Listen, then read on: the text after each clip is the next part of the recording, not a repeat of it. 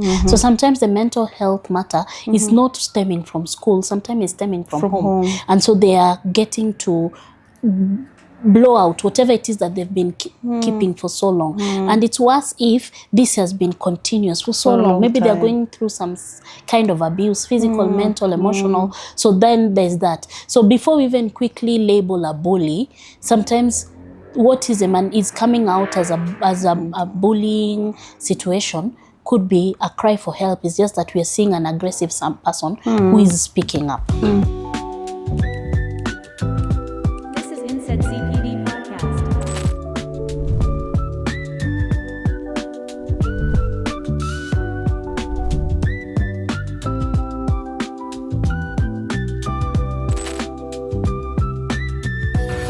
Ladies and gentlemen, this is another episode of Insert CPD. How are you doing? Are you okay? Are you checking on yourself? Last episode we talked about mental health and just checking in to see if you're doing well. I hope you took some glass of water, you're relaxed, you took some walks, and you are taking your mental health very seriously. Because today it's part 2, but this episode is going to focus on children. Yes. The young ones, the students, the boys and girls. I love calling them boys and girls. The boys and girls that we deal with every day. So if you're a parent, it's the time to take your cup of tea and sit down and take your notebook and share your experience as we have this conversation. And guess who I'm seated with? The one and only Agnes Gala here. Yeah. And we're going to do a deep dive into mental health and children. First thing is, we've already talked about what mental health is. So what we're going to talk about, let me just do a breakdown. What are the signs that this child is going through something? How do you know? Number 2, what are some of the things that actually affect children? What are those things that can make their mental health be And then how do we help them? As a teacher, how do I help? As a parent, how do you help? So even as you're listening, remember to take notes so that we at least are not leaving this podcast the same way. Remember, this is Insert CPD. We are here to make sure that every teacher is on the right path. It's growing and making the best of every situation. And how are you growing if you're not taking care of the child that is right next to you? Yes. Right in your hands. So are we ready? We can start. Miss, I think we can start with the first one because I know our audience is more than excited to talk about it. But it can get emotional, just so you know. But in case it does, take a break, take some tissue, drink water. Water is the solution. And then we continue the conversation. So, Miss, when we're talking about teachers, we talked about burnout. We talked about unmet expectations. We talked about many things. Yeah. But when it comes to children, it's a bit different, kind of the same thing, because if it's a candidate, there's going to be burnout. Yes. But apart from that, what are some of the things that, let's start with the signs.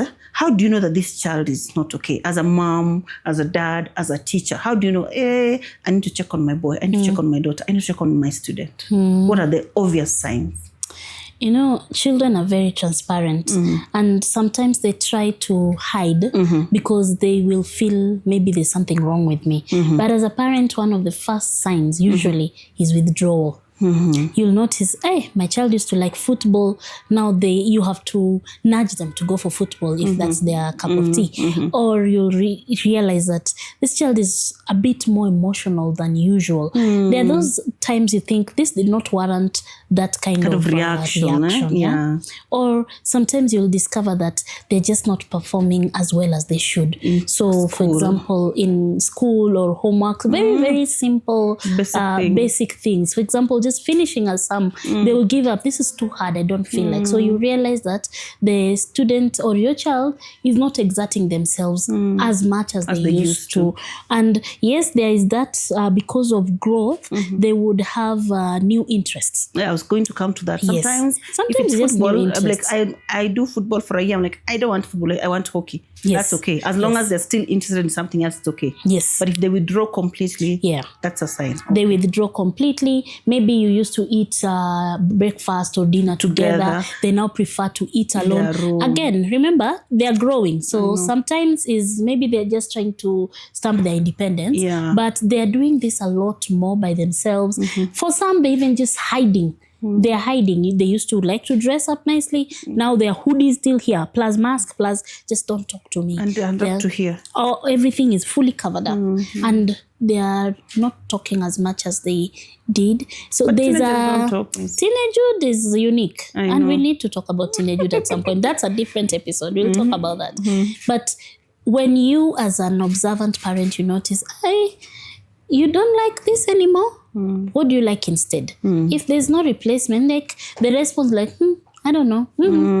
Then, like, okay, what do you like? Tell us something new. So oftentimes you'll realize the children tend to start shifting. They're withdrawn. They are more emotional than usual. Even their entertainment can be questionable. Maybe they are able to relate to maybe a character on TV or on a book that is possibly going through something similar. Or you realize they're unnecessarily aggressive. So they will be very aggressive with a younger person, or even with you. They will have outbursts. They're wondering, hello, I've just what said, happened? do your homework. It was just homework. Did it warrant this kind of aggression? So, unlike adults, children, their reaction usually is a communication. They're going through something. So sometimes it's a meltdown or a full-blown out Crash out. So, or what is it thing they call? Yeah, it's called a crash out. Yeah, it's a either or. And it's not for the teenage only. Yeah, even the younger children. You'll notice they're already biting their nails. They're biting their nails. They are chewing a bit too much. The pen, the backside of their pencil is chewed back. It looks like a toothbrush.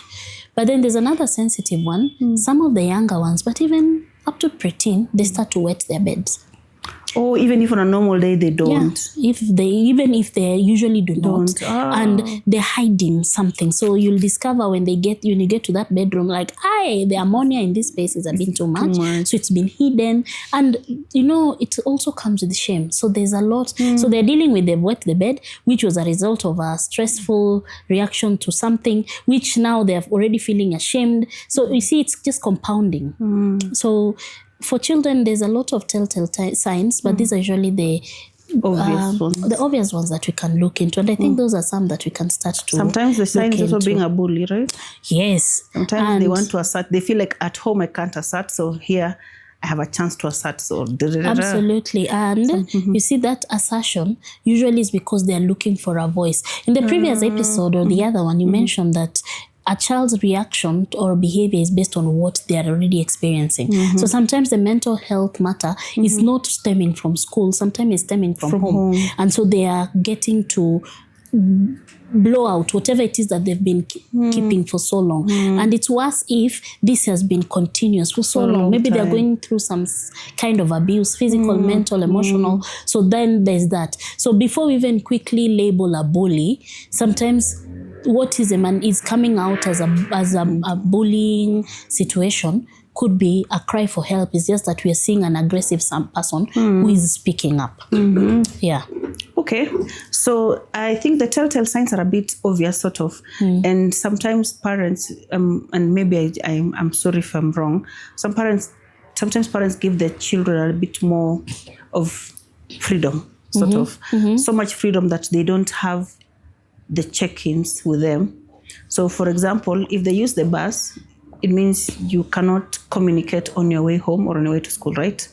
And then if they eat school lunch, it means you cannot tell if they ate or they didn't eat, because if they carried home lunch, you will tell, unless they threw it away, you will tell. Some of them throw it away. Oh no.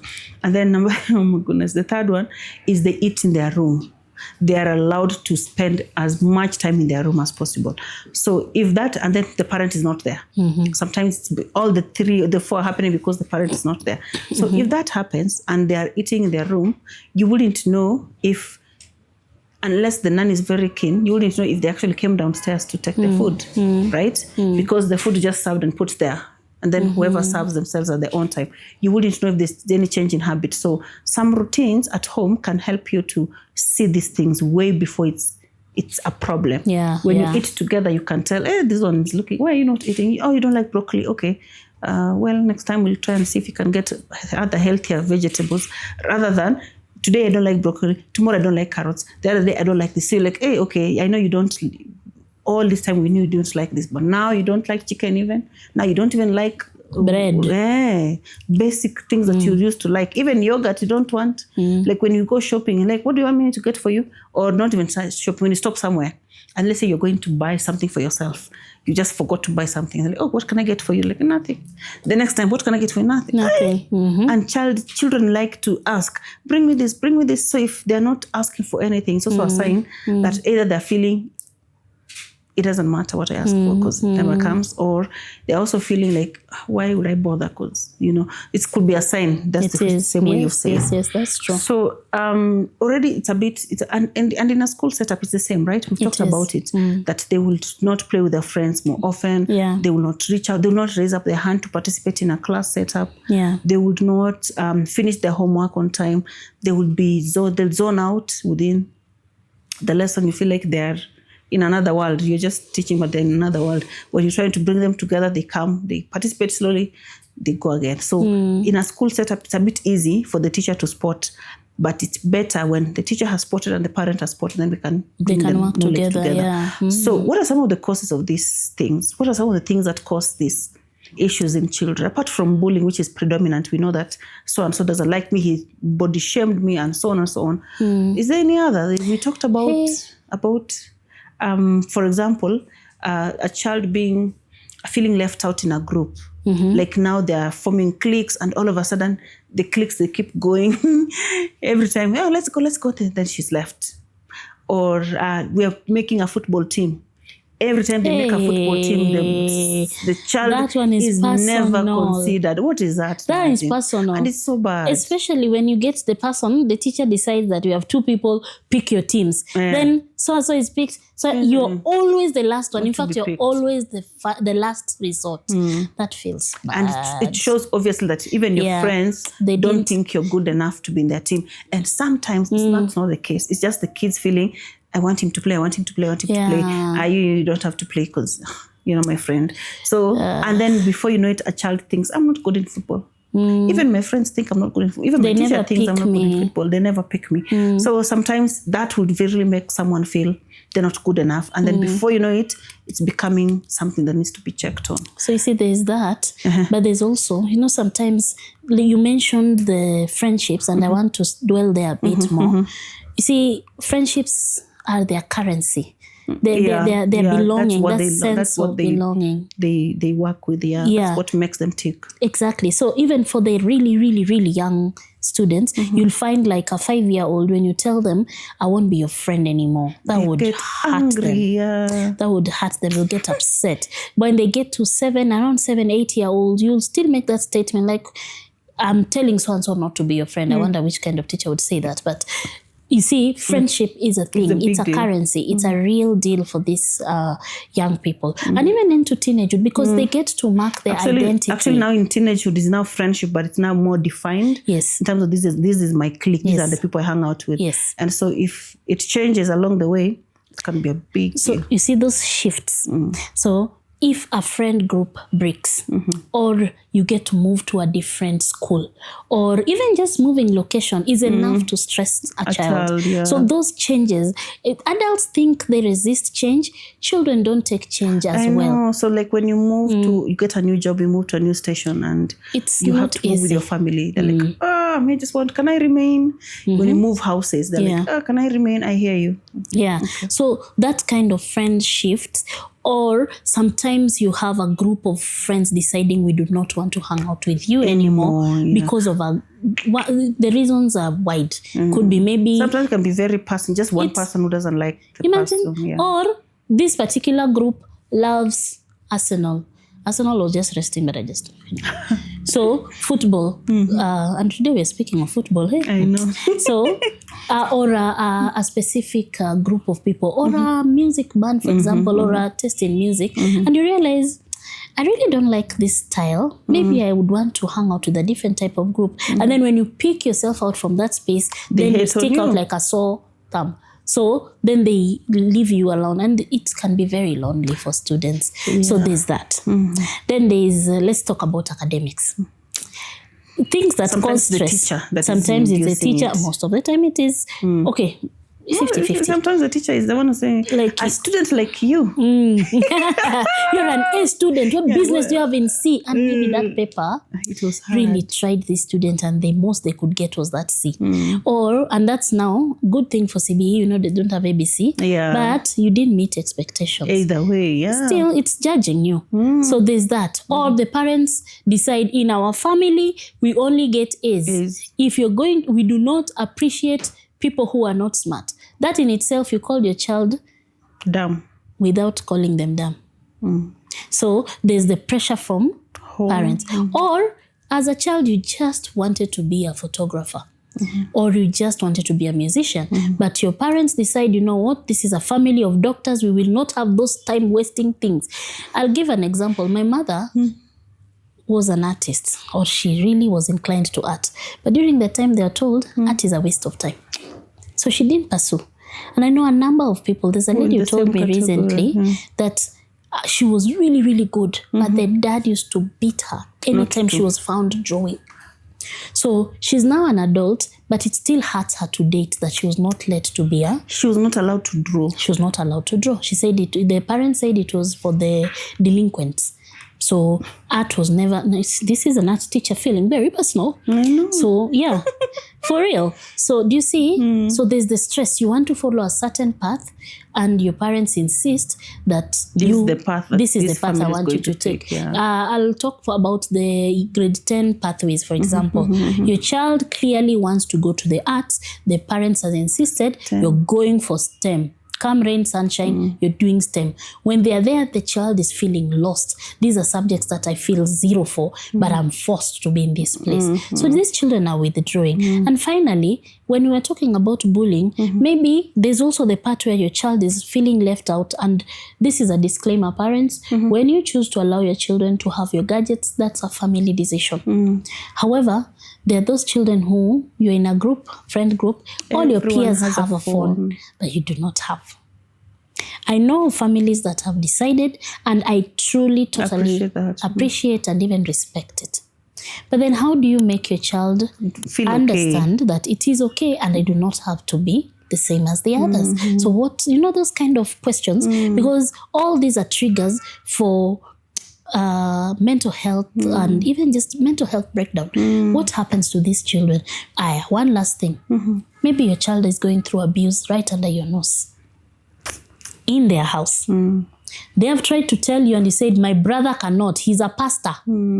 Or, no, what do you mean? You child are disrespectful. You're beaten till you're blue.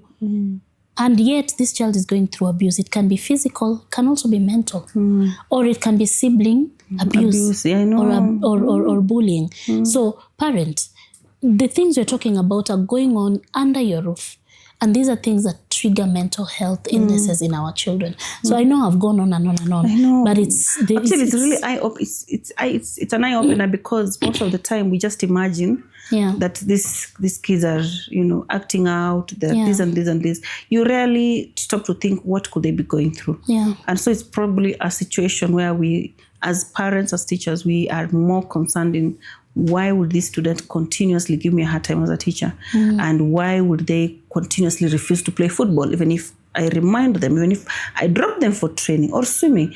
There's a student who once told me many years ago that, please talk to my parents, I don't want to swim anymore. I'm like, why do you say that? Because they forced me to swim. And okay, and you're a good swimmer, but you're a good swimmer. Why don't you want to swim? I'm just tired of swimming, training every other time. And sometimes the parents just listen. Give them a break, even if it's 1 week, even if it's 2 days. Or a term. I know, or a term, so that when they come back, they're like, I really want to do this, not my mom insisting or my dad insisting. And sometimes because you can draw, the pressure automatically comes on your children to be able to draw. But maybe your husband is not into it, the dad is not into it. Or maybe it's literally not their line of interest, gifting and gift and interest. So you can't say you are in a family of artists, you have to be a creative. You really can't. You just expose them to as many situations where they can actually be that. And if it works, well and good. If it doesn't, you pick another one, right? Yeah. So, I think, I don't know, the more we talk about it, the more I feel as a teacher, there are many gaps that we don't notice. For example, there's that stubborn student, the one who everyone has talked to. You need to stop doing this. Even when they meet every teacher, they'll tell them. They know Miss will tell me I stop making noise in class. Or Sir will tell me, Mr. So-and-so will tell me I need to stop being, truant. About all those things. At no point do you stop and say, how are you doing? That notice to that. You never stop and ask, how are you doing? Yeah. Did you have breakfast? What did you have for breakfast? And sometimes that is all that it's needed. Just a simple conversation where you're not. And when you were growing up, do you hate being lectured?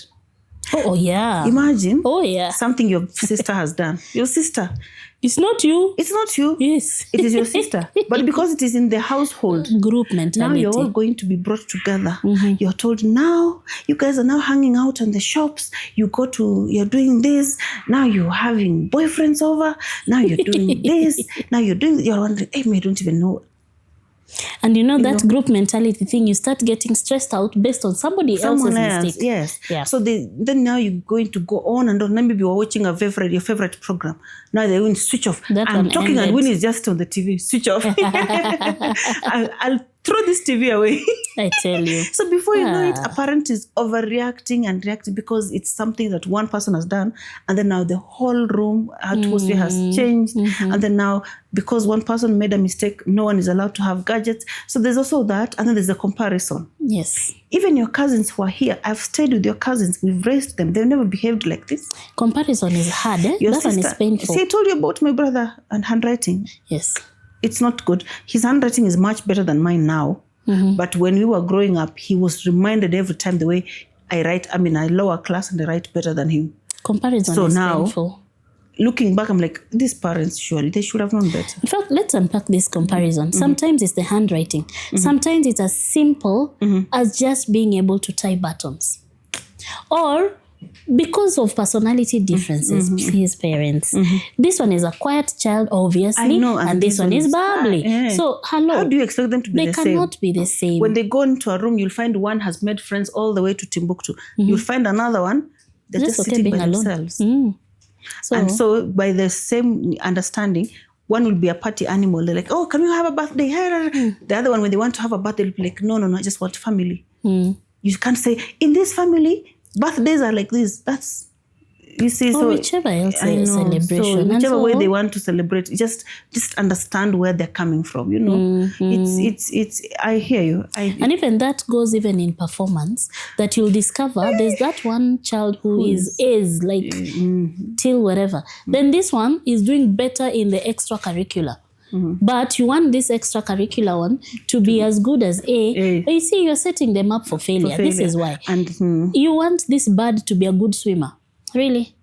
Or you want this elephant to be a good climber. I know. So it's, I think, and children now are so aware of things when they're not right. And unfortunately for homes and spaces where children don't feel convinced or supported enough to air their views, they will keep this. And it will be eating at them. Yeah. It will be eating at them year in, year out, and they will resent some of these things you've brought to them. That's why you'll find adults, and I know you parents know of this, an adult was forced to go study medicine. They finish the medicine degree and bring it to you. Here you go. I'm going to study what I want now. I'm going to do... Can you imagine the 6-7 years wasted? I'm going to be a DJ. Absolutely. And, well, as much as you don't want to imagine your child being a DJ, maybe they're the best DJ that ever was in their lifetime. You're just limiting them. Yeah. You just limited them. So, see, those are things that now start to stress our children. And this particular generation that we're teaching now, the triggers for their stress is they're very small because they've been carrying this for so long. And they've been working with a lot of affirmation. Now, when this affirmation is withdrawn and they're forced to start thinking in a very specific way, they feel, what happened to all this backing that I had and it's all gone. So they feel left alone. So now that we know these triggers for the children, what should we do? Now, as a teacher, maybe I can just jump in.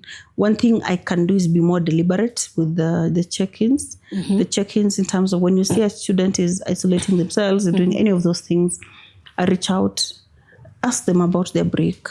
How are you doing? What did you carry? Did you enjoy it? What about yesterday? What did you do over the weekend? And sometimes I also need to say this, interject. You see, like when it's the beginning of the term, the way we check in and say, share what you did over the holiday. A student will stand up and say, I'm not comfortable sharing. That's okay. Because the same way you'll ask them, can you talk about yesterday? How was yesterday at home? How did you get home? What time did you arrive? Did you do your homework? Or if they didn't do, why didn't you do? They say, I'm not comfortable talking about it. That's a sign that whatever it is, it's a bit deeper than what you imagine. But it's also a cue for you to just hold, stop, so that you don't keep digging. Because now, the more you dig, if they're not comfortable sharing, they could be comfortable sharing with another person. But not you. Yeah, but not you. Or in the presence of the classmates. I know, yeah. So you just need to know why are they not comfortable sharing. You just hold it. And then at an opportune time, you can even ask, do you want to talk to Miss Ngala? Or do you want to talk to Miss Penina? Because, it might not be Winnie who is very close to that student enough to share that. So even students, sometimes they know who to be vulnerable with. They know, and sometimes we've had students say, I don't want to go to the counselors because they'll call my mom. And so sometimes you don't want your mom to know.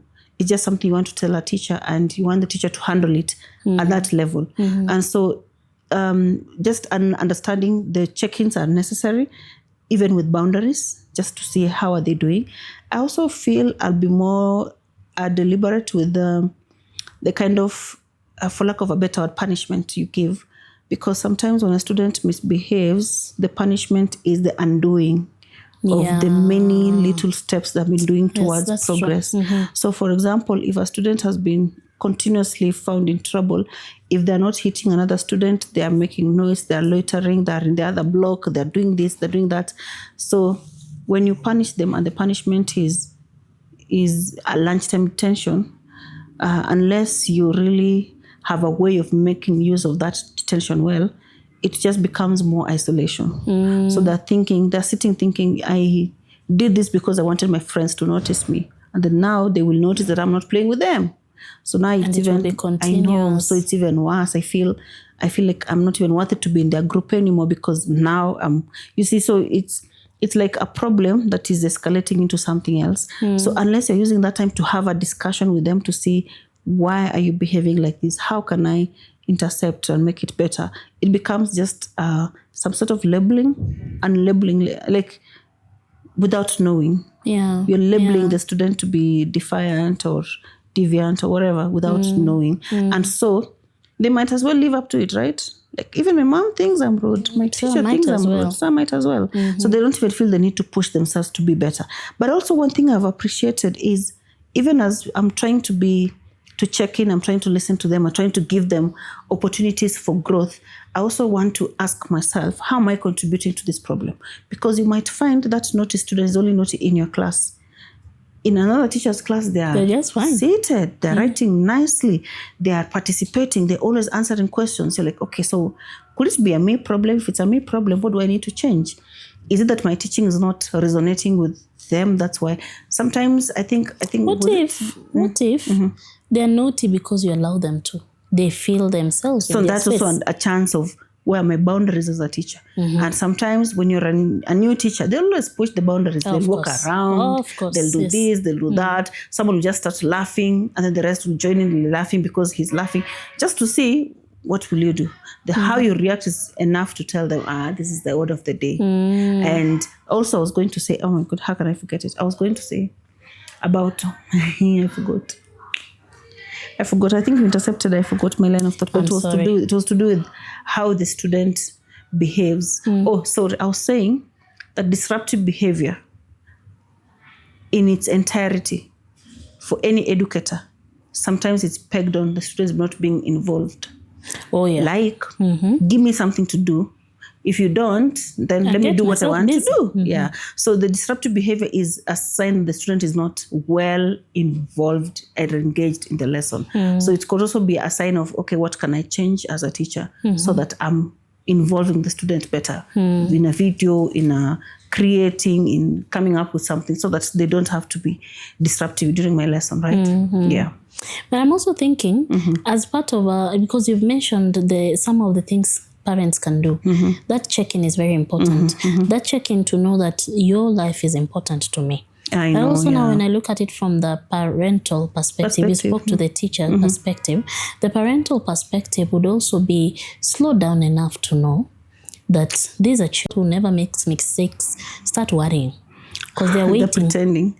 No. They're making mistakes. They could be making mistakes elsewhere. Yes. Yeah. So that's what I'm saying. Start worrying. So it is, human beings make mistakes and children will err. They have time. Because they are children, they have time to make mistakes.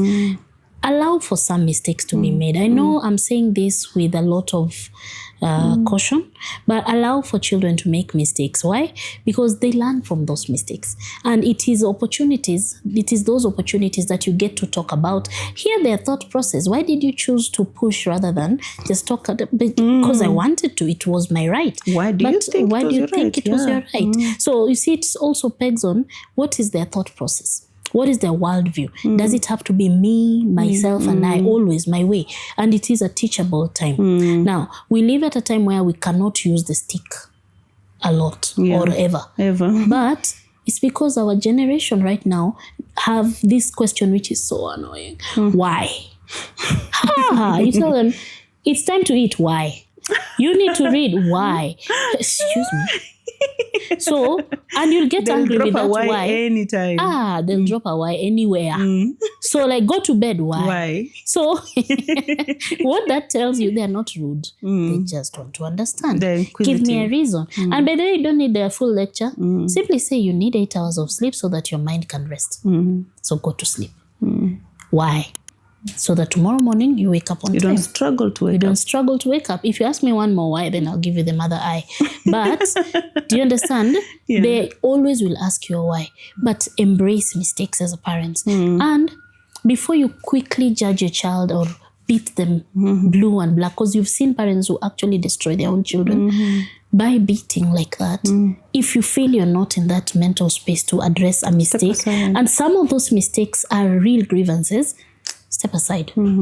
Either talk to the other parent to deal, or an auntie who resonates well enough. The child. You might have been saying the same thing, but it's how you said it that the child will listen to your sister.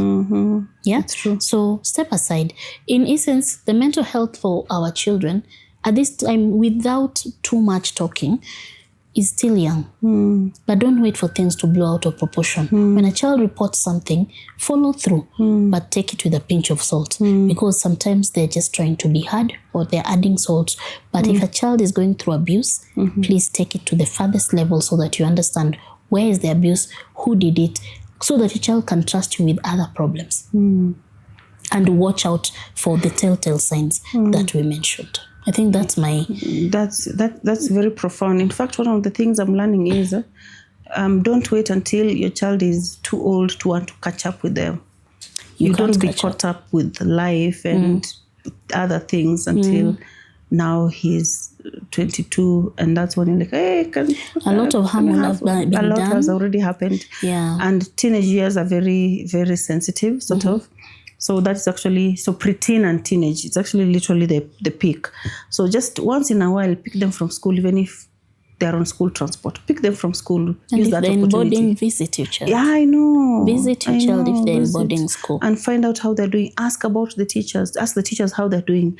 Have a friend who's their friend to just have an idea of how they are. That way you learn a bit more in terms of their perspective. You won't be shocked when something is said, your son did this, because at least you have some hindsight to it. But also I feel you need to make your home a safe haven. When I say a safe haven, I think I'm meaning if you have to bring relatives over, vet them. Have an idea of who is coming, for how long, to do what, and how are they spending time with the children. Ongeza volume. Yeah. Please increase the volume. You need to understand who is spending time with your child and for how long. When they go to the mall, and they went to the mall with their elder cousin, and they're like 10 and 9, and the elder cousin is 23, you need to know that the elder cousin has different interests than this 9 and 10-year-old. So they're likely to expose your child to things that are way That are above not their age age. appropriate, Exactly. yeah. And because you trust your sister's son, you're thinking, there's no problem. Let him just hang out. You need to have those checks. And I'm talking about relatives. I'm also talking about the nanny. If you have a driver, the driver. I've seen children being dropped to school on a motorbike, and they're like 4 children on one motorbike. I know the economy is bad, but do you have to? And then when you're not around and they're picked and dropped, do you have any way of checking how long it took between leaving the house and getting to school? Especially getting back home. Exactly, or from school to the house. Because if you don't, then you'll just know, she arrived, okay. You need to know exactly it takes 20 minutes from school to the house. If it takes longer, the adult needs to explain what happened. If you ask the child, there's a chance that they have been manipulated to say nothing happened, it's okay to just traffic, whatever it is. But you need to hold the adult accountable. And if you feel uncomfortable, you are free to change and say, I need to get another person to handle my children. Because sometimes we are, as you said, we're all caught up in looking for the next beacon, and in the process we leave our children with people who are taking advantage. Yeah, they're very vulnerable. Sometimes you don't even hit your child, but now the person who is minding your child hits them morning, lunchtime, evening. They don't like the way the child is looking at them. So you wonder why your child all of a sudden has so much bile. It's because the environment they are in is a bit toxic. And sometimes you find the parent has traveled abroad and they are staying, the child is staying with an auntie or wherever. And this auntie is also busy. They're always up and about. So the child is predominantly alone. There's another video I was watching actually that said that there's a girl whose mom was an addict, an alcohol addict. And because she was an addict, at one point, she was with the dad. Like, the dad was always traveling. So he had stocked the fridge, had done everything. But the mom was an addict, so she was rarely at home. So one day, her teen friends asked her to go out. And she's like, Mom is not here, Dad is not here. It's my younger brother who's here. Why am I still here? So she left. And on that material day, that's the first time she tested alcohol for the first time. And she became an addict for 20 years.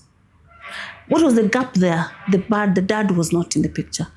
Or even if it's not the dad, there was no adult at that point. So this is something that could have been avoided. Maybe she could have tested alcohol, maybe like she's 23.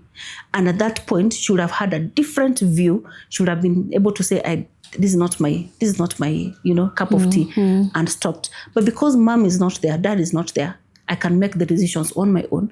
They're going to lose virginity to the wrong people early time. They're going to be introduced to pornography because they might also be living in a room with a cousin or an uncle or whatever who watches pornography. Before you know it, they are in it. Much, yeah. And then they can also be living in a situation where someone is violent and aggressive.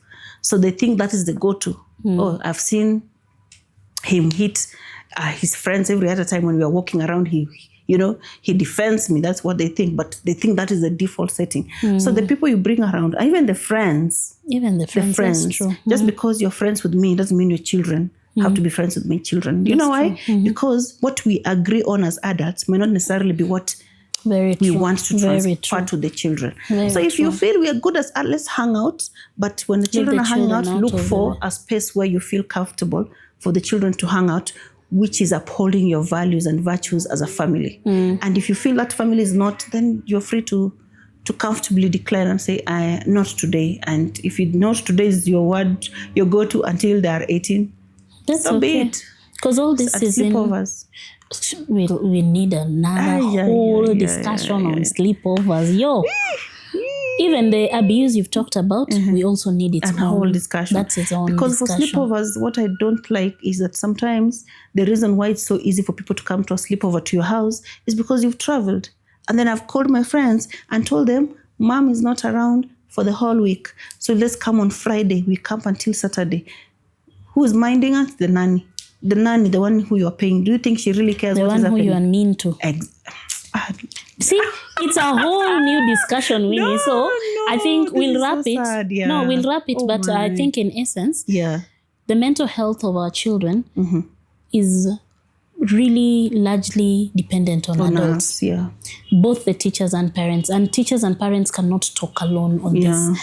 The mental health for children requires that you are present. The PTA, Parent Teacher Association, like really be in the life of your child, so that if the teacher notices this, and maybe more than one or two teachers mention, now dig deeper. But also at home, the minders, the guardians, the people who are in the space, they are going to really inform what kind of mental disposition that your child is going to have. But ultimately, it's our role as adults to be the safety net around these children until they're 18. Yeah. It is their right, but it is our responsibility to allow for this. So we have really stretched this, but I think there's still a lot more to discuss. Yeah. I'm looking forward to when we will talk about some of these very juicy, what painful things. I know. Yes. Do you have a parting shot? Because my parting shot, I think, is parents, be observant. Be on the lookout, support your child, listen to them.